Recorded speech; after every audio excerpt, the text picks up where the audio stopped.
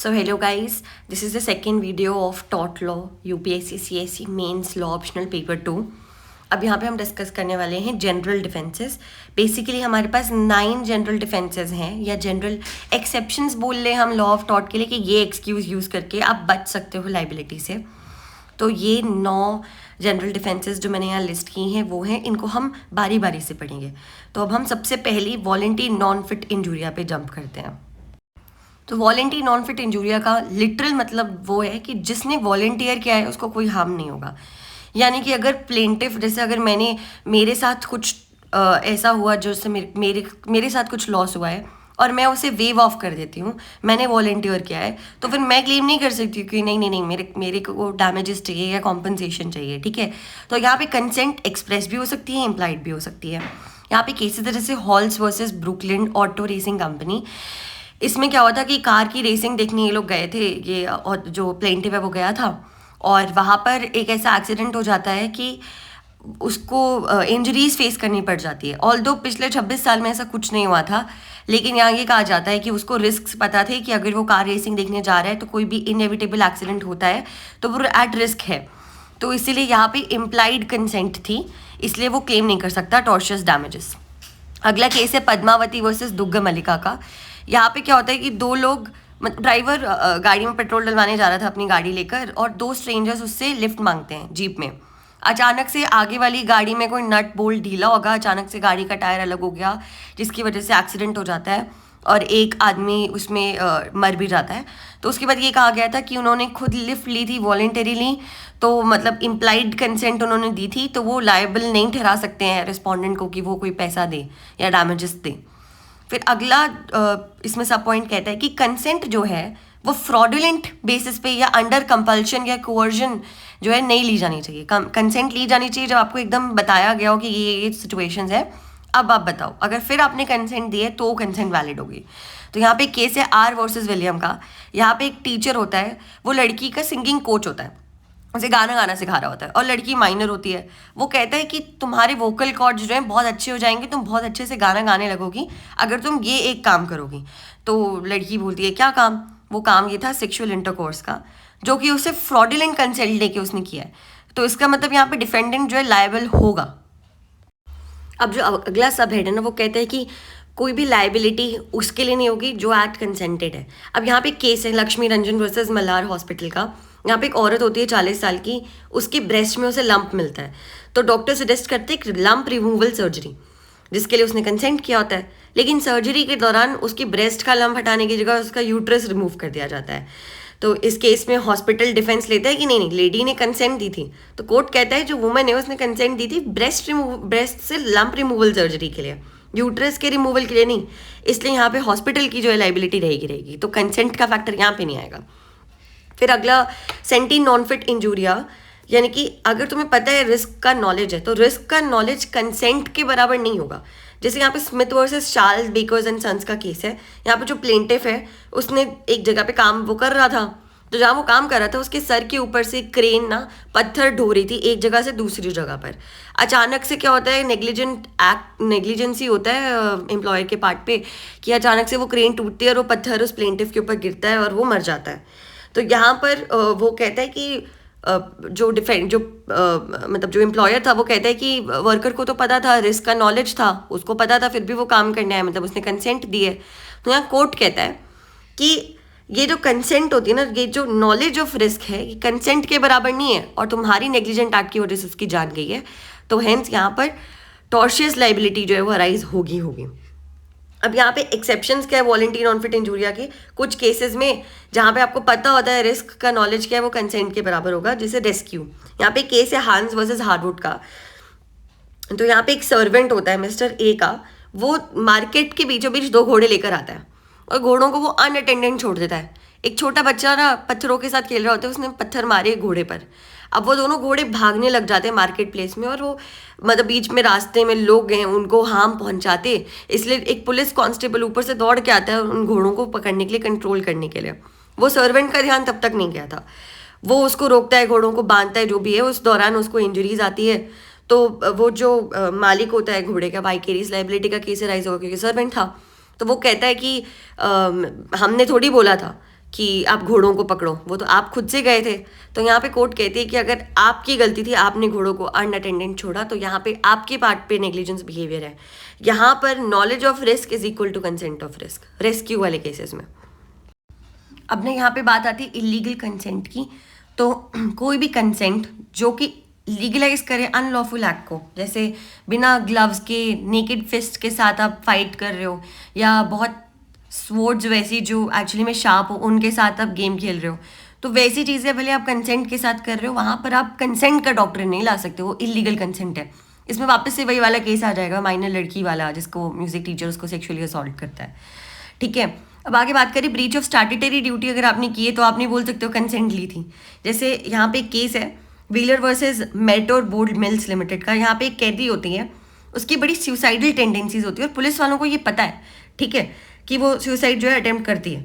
अब वो police custody में गई है और पुलिस ने अपनी स्टैट्यूटरी ड्यूटी नहीं निभाई, उसके लिए स्पेशल अरेंजमेंट्स नहीं किए प्रिकॉशंस के, और वो सुसाइड अटेम्प्ट कर लेती है। तो पुलिस यहाँ पे ये नहीं बोल सकती कि हमने कंसेंट लिया था। कंसेंट मैक्सिमम का डिफेंस यहाँ पे नहीं चलेगा, क्योंकि यहाँ पे पुलिस ने अपनी स्टैट्यूटरी ड्यूटी नहीं निभाई है। फिर अगर हम बात करें नेग्लिजेंस की, तो जहाँ पर आपके पार्ट में नेग्लिजेंस है वहाँ आप कंसेंट का डिफेंस नहीं ले सकते हो। जैसे अगर प्लेंटिफ ने किसी ऐसे काम के लिए कंसेंट किया जहाँ पे रिस्क इन्वॉल्व है और अगर आप नेग्लिजेंट हो, तो फिर आप नहीं बोल सकते हो कि ये देखो कंसेंट थी। जैसे यहाँ पे केस है ब्रैंडन वर्सेस ऑसबोर्न का, स्काईलाइट केस है। यहाँ पे क्या होता है, एक हस्बैंड वाइफ शॉपिंग कर रहे होते हैं दुकान में, अचानक से रूफ में से स्काईलाइट गिरती है और कांच के टुकड़े जो होते हैं उससे हस्बैंड इंजर हो जाता है और उसके पैर के नीचे वो मतलब दब जाता है वो उसके नीचे। तो वाइफ उसे जब खींच रही होती है तो वाइफ के पैरों में भी स्ट्रेन आ जाता है। यहाँ पे कोर्ट बोलता है कि दोनों को कॉम्पनसेशन मिलना चाहिए, क्योंकि वाइफ ने वही किया जो एक रीजनेबल आदमी करता अपने हस्बैंड को बचाने का काम। ठीक है, बाकी यहाँ जो उनको इंजरीज फेस करनी पड़ी वो किसी के नेग्लिजेंस की वजह से करनी पड़ी है, तो यहाँ पे कंसेंट की मैटर आएगा ही नहीं। अब यहाँ पे एक और केस है South Indian industries limited versus Alamelu Ammal का केस है। यहाँ पे एम्प्लॉयर जो था उसको नया टेक्निक पता चले कि कास्ट आयरन के जो चीज़ें उसको कैसे तोड़ा जाए। तो वो क्या करता था, बहुत हाइट से 90 फीट ऊपर से बहुत हैवी वेट ड्रॉप करेगा उसके ऊपर और वो कास्ट आयरन बिखर जाएगा, टूट के फैल जाएगा। ठीक है, तो ऐसा ही वो कर रहा था, तो अचानक से जैसे उसने बहुत वजन ड्रॉप किया तो कास्ट आयरन टूटा और टूट के उसने एक वर्कर को हिट कर दिया और वो वर्कमैन वहीं पे मारा गया। तो यहाँ पे वो बोलता है कि वर्कमैन को पता था कि ये रिस्क इन्वॉल्व है, फिर भी उसने रिस्क के लिए कंसेंट किया है। तो यहाँ कोर्ट कहता है कि ऐसा कोई भी डेंजर जो तुम एंटिसिपेट नहीं कर सकते, तो तुम दूसरों को कैसे एक्सपेक्ट कर सकते हो कि वो एंटिसिपेट कर लेते हैं। प्लस यहाँ पे नेग्लिजेंस तो तुम्हारे पार्ट में है ही है। तो यहाँ पे एक जो कोर्ट है, कोर्ट ने बोला था नहीं, आपको डैमेजेस जो है वो देने ही पड़ेंगे मतलब वर्कमैन को, क्योंकि ये बहुत डेंजरस और नेग्लिजेंट था आपके बिहाफ पे। अब उन केसेस में जहाँ पे प्लेंटिफ ही रॉन्ग डूअर है वहाँ पे एक मैक्सिमम अप्लाई होती है एक्स टर्पे कॉजा नॉन ऑर्थियो एक्शियो, यानी कि अगर कोई इमोरल कॉज है मेरे पार्ट पे तो कोई एक्शन राइज नहीं होगा। यानी कि अगर मैं प्लेंटिफ हूँ और मैंने ही कुछ अपना ऐसा एक्ट किया है जो इमोरल या अनलॉफुल है और उसके कनेक्शन में कुछ ऐसा हुआ है जिसके लिए मैं डैमेजेस क्लेम कर रही हूँ, तो वो मेरे को डैमेजेस वहाँ पे नहीं मिलेंगे। जैसे अगर मैं किसी को मारती हूँ थप्पड़ और अपने घर में घुस जाती हूँ और वो मेरे पीछे पीछे मेरे घर पे आ जाता है, तो मैं बोलती हूँ देखो देखो ट्रेसपासिंग है, मेरे को डैमेजेस चाहिए। तो ऐसे केसेस में मुझे डैमेजेस जो है नहीं मिलेंगे क्योंकि मेरे पार्ट में गलती है। तो यहाँ पे केस है बार्न्स वर्सेस वार्ड का। यहाँ पे एक ट्रेसपासर लायबल होगा एक्शन के लिए ऐसी इंजरीज के लिए जो उसने की है, लेकिन मतलब सिमिलर जो मैंने आपको अभी एग्जांपल दिया उसी से सिमिलर है कि अब जैसे ये बर्ड वर्सेस होलब्रुक का केस है, बड़ा फेमस केस है। यहाँ पे जो ट्रेसपासर होता है ना, वो डिफेंडेंट के लैंड में दीवार फांद के घुस जाता है, वहाँ पे स्प्रिंग गन्स लगी होती हैं, उसको चोट लग जाती है, इंजरी हो जाती है। इस केस में एक्सेप्शन था, इसको कॉम्पनसेशन मिला था क्योंकि जो ट्रेसपासर था वो गया तो कूद के था, इलीगली था, लेकिन जो ओनर था उसने कहीं पे भी नोटिस नहीं लगा रखा था कि हमारे यहाँ पे स्प्रिंग गन्स हैं, अगर तुम कूद के आओगे तो तुम्हें जो है तुम इंजरी सस्टेन कर सकते हो। ठीक है, तो इसलिए अगर वो बोर्ड लगा होता और अगर फिर डिफेंडेंट गया होता ये जो ट्रेसपासर है कूद के दीवार, तो उस केस में उसको कॉम्पनसेशन जो है वो नहीं मिलता। यहाँ पे उसको दिया गया था कॉम्पनसेशन क्योंकि वो खुद ही रॉन्ग डूअर तो था, लेकिन वहाँ पे बोर्ड नहीं लगा हुआ था कि ट्रेसपासिंग इज़ नॉट लीगल करके। अब हमारे पास थर्ड डिफेंस जो है वो है इनएविटेबल एक्सीडेंट, यानी कि ऐसा एक्सीडेंट जिसको तुम इमेजिन नहीं कर सकते कि होगा। ऐसे सर्कमस्टांसेस में हुआ, यानी कि अनफोर्सीन था, प्रिवेंट नहीं किया जा सकता था, ठीक है। उन केसेस में आप ये डिफेंस ले सकते हो कि इनएविटेबल एक्सीडेंट था, हम प्रिवेंट नहीं कर सकते थे, हमने सारे प्रिकॉशंस लिए, रीजनेबल प्रिकॉशंस, बट ये अनफोर्सीनेबल इंसिडेंट्स था, जिसको इसको आप केस लॉ से पढ़ लो। जैसे स्टेनली वर्सेस पावेल का केस है, यहाँ पे क्या होता है, ए फायर करता है बर्ड पे, पर जो गोली होती है ना वो बर्ड पे लगने की जगह एक पेड़ पे लग जाती है, पेड़ से लग के रिबाउंड होके दोबारा घूम के बी की तरफ आ जाती है और बी इंजर हो जाता है। ए यहाँ पे बोल सकते हैं कि इनएविटेबल एक्सीडेंट था, मैंने थोड़ी प्रिडिक्ट करना था कि पेड़ से टकरा के गोली ऐसे टकराएगी, 2-3 बार रिबाउंड होके फिर प्लेंटिफ को लग जाएगी, तो ये एक इनएविटेबल एक्सीडेंट था, इसको आप फोर्स ही नहीं कर सकते थे। फिर एक और केस है यहाँ पे होम्स वर्सेस मैथर का। यहाँ पे ना ड्राइवर जो था वो अपने घोड़ों पे कंट्रोल नहीं कर पाया पब्लिक हाईवे में। क्यों? क्योंकि कुत्ता भौंकने लग रहा था, उससे घोड़े जो है वो स्टार्टल्ड हो गए, जिसकी वजह से वो मेन हाईवे पे ऐसा हुआ कि गाड़ियों में थोड़ा एक्सीडेंट वगैरह हो गया होगा, इंजरी हो गई। तो यहाँ पे कहा गया कि हाँ, ये जो इंसिडेंट था इसको फोर्सिंग नहीं किया जा सकता था, अनफोर्सिनेबल एक्सीडेंट था। फिर अगला केस है ये नाइट्रोग्लिसरीन केस। यहाँ पे 2 आदमियों को बोला गया था, बॉटल भर के दी थी, डब्बा भर के नाइट्रोग्लिसरीन का, कि ये आपको A पॉइंट से 2 पॉइंट पे पहुंचाना है, ठीक है। तो वो उनको पता नहीं था वो लेके क्या जा रहे हैं, रास्ते में डब्बे में से नाइट्रोग्लिसरीन जो है वो लीक होने लग रही थी।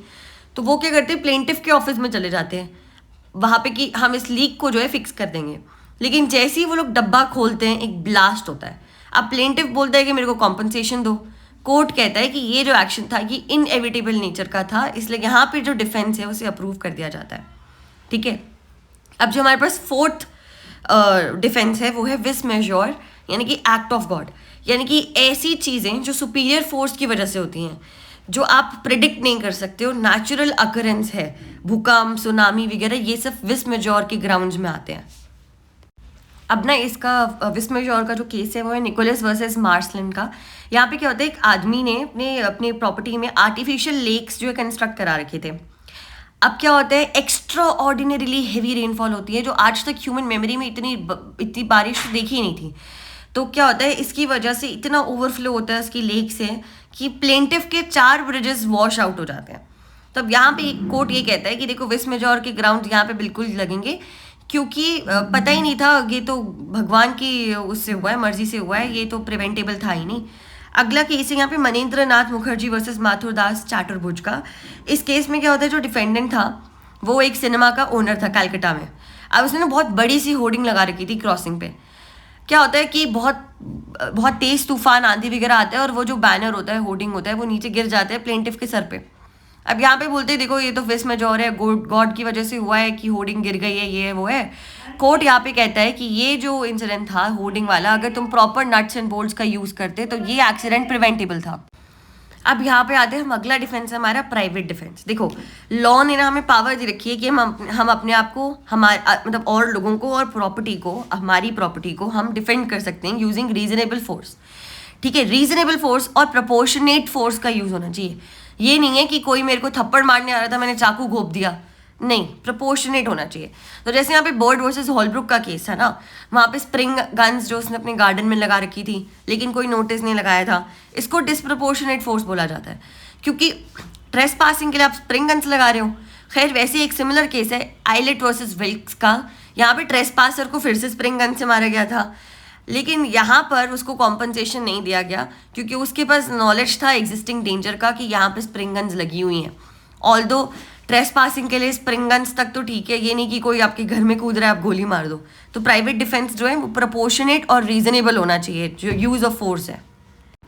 अब देखो यहाँ पे अगला डिफेंस है मिस्टेक, लेकिन मिस्टेक जो है वो अपने आप में जनरली एक डिफेंस नहीं है टॉर्ट लॉ के अंदर, क्योंकि इंटेंशन जो है टॉर्ट लॉ में वो ज़रूरी नहीं है। अगर आप बिना कुछ इंटेंट किए किसी के बारे में कुछ ऐसा बोल देते हो जो डेफेमेटरी है तो वो डेफेमेटरी होगा। तो आप ये नहीं बोल सकते मैंने गलती से बोल दिया। तो मिस्टेक इन जनरल एक डिफेंस नहीं है। जैसे यहाँ पे ना एक केस था आर वर्सेस प्रिंस का, जो मैंने यहाँ पे नोट से मेंशन नहीं कर रखा, पर एक केस है आर वर्सेस प्रिंस का। यहाँ पे क्या होता है, मिस्टेक ऑफ फैक्ट होती है। मिस्टेक ऑफ फैक्ट का डिफेंस लेता है जो प्लेंटिफ होता है। वो क्या करता है, वो एक लड़की को अपने साथ ले जाता है बोल के कि ये 18 साल की है, उसको लगा, पर वो एक्चुअली में 14 साल की थी। तो इवन दो उसको ऑनेस्टली लगा कि लड़की ओल्डर है, स्टिल वो लायबल होगा, क्योंकि ऑनेस्ट मिस्टेक ऑफ एज कोई एक्सक्यूज़ नहीं है उसके रॉन्गफुल एक्ट का। गुड फेथ लीगल डिफेंस नहीं है यहाँ पर, ठीक है। वैसे ये जो केस है जो मैंने यहाँ मेंशन किया, consolidated company versus Curtis and son का, यहाँ पे क्या होता है, ऑक्शनियर्स ने कुछ गुड्स को बेच दिया सोच के कि ये सेलर का है, कि सेलर के पास अथॉरिटी है, लेकिन एक्चुअली में वो किसी थर्ड इंसान का था। तो यहाँ पे वो बोलते हैं हमसे मिस्टेक हो गई है शायद, तो यहाँ पे कोर्ट कहता है कि नहीं नहीं, ये आपने जो किया ये इलीगल है और आपने भले गुड फेथ में किया हो, लेकिन ये मिस्टेक है, मिस्टेक ऑफ ओनरशिप कोई डिफेंस नहीं है, ठीक है। Intent to interfere with property is enough, ठीक है। अब यहाँ पे मतलब अब आपको डिफरेंस बताती हूँ मैं, क्या डिफरेंस रहेगा इसमें और ट्रेसपासिंग, और इसमें बहुत फ़र्क है। जैसे इसको अगर आप केसेस से समझोगे तो आपको ज़्यादा समझ आएगा। जैसे वो केस था ना जिसमें गोली लगकर आई थी पेड़ से किसी और पर्सन को, आप हंटिंग करने गए थे बर्ड की, तो उस केस में वहाँ पे आप मिस्टेक का डिफेंस नहीं ले सकते, वहाँ पे इनएविटेबल एक्सीडेंट का ही डिफेंस आएगा, ठीक है, क्योंकि वहाँ गलती नहीं हुई थी, वहाँ पे इनएविटेबल एक्सीडेंट हुआ था, उस एक्सीडेंट को आप फोर्सी नहीं कर सकते थे, ठीक है। सिमिलरली केस था वीवर वर्सेस वॉर्ड का। यहाँ पे एक मिलिट्री एक्सरसाइज चल रही थी और डिफेंडेंट ने एक्सीडेंटली प्लेंटिफ को गोली मार दी बोल के कि ये अनइंटेंशनल था।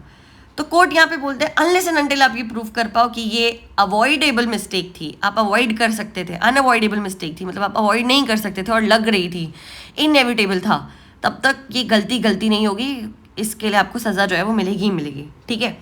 अब आगे आते हैं हम नेसेसिटी पे।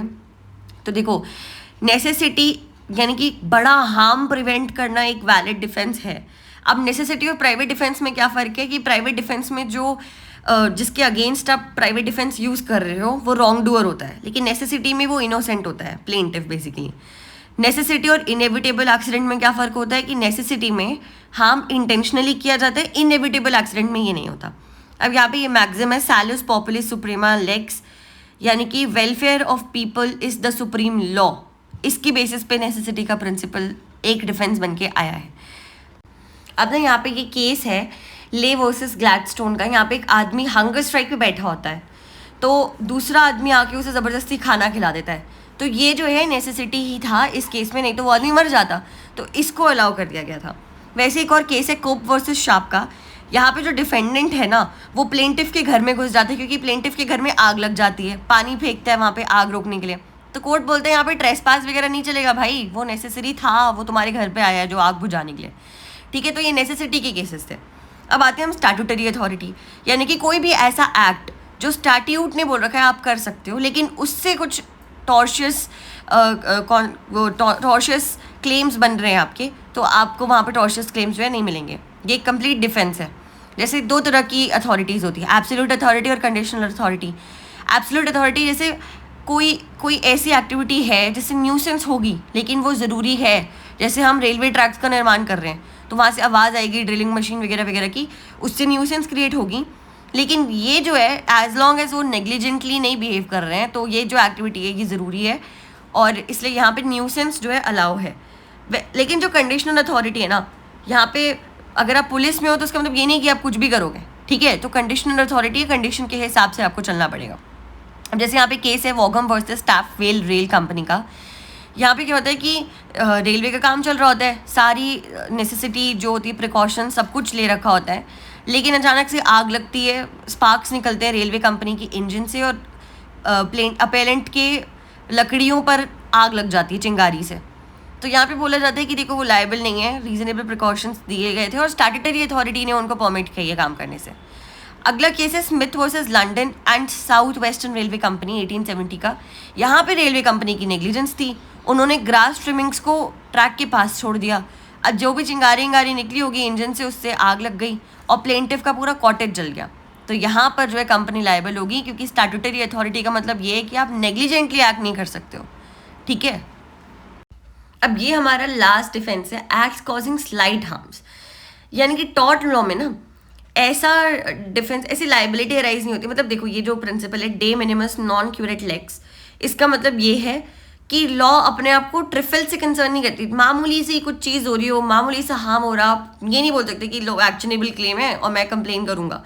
माइनर सी चीज़ जहाँ पे कोई ऑर्डिनरी इंसान कंप्लेन भी ना करे, आप फालतू में आ रहे हो तो उसको हम एंटरटेन नहीं करेंगे। जैसे अगर मैं खड़ी हूँ रास्ते में, कोई गाड़ी निकल गई, उससे धूल उड़ गई, मेरे लग गई, तो मैं बोलूँगी नहीं नहीं देखो ये टॉट है, इसको टॉट नहीं कंसिडर करेंगे। ये हमारा प्रिंसिपल हमें सेक्शन 95 ऑफ आईपीसी में मिलता था। इसका एक और एग्जाम्पल ये केस है कॉरवर्ड वर्सेस बैडली का 1859। यहाँ पे क्या होता है, एक बाई स्टैंडर्ड था, एक फायरमैन था, उसको वो बुलाना चाह रहा था, नाम से बोल रहा होगा हेलो एक्सक्यूज मी वगैरह, सुन नहीं रहा होगा, तो उसने उसके कंधे पे हाथ रख दिया उसकी अटेंशन लेने के लिए। तो कोर्ट ने बोला ये माइनर टच बैटरी नहीं होगा, फालतू की चीज़ें लेके कोर्ट में बताया करो। तो ऑल्दो यहाँ पे ये डिफेंस अप्लाई नहीं होता, लेकिन इसका मतलब ये नहीं है कि तुम बोलो कि रास्ता ही तो क्रॉस किया था किसी और की प्रॉपर्टी से, ट्रेसपास विदाउट परमिशन ट्रेसपास ही तो किया था, कोई हार्म थोड़ी हुआ है, तो इस इतनी छोटी चीज़ का टॉट नहीं होगा। ठीक है, ऐसा नहीं होता, पर ये एक मतलब ये थोड़ा सा प्रिकॉशन लेके चलना चाहिए।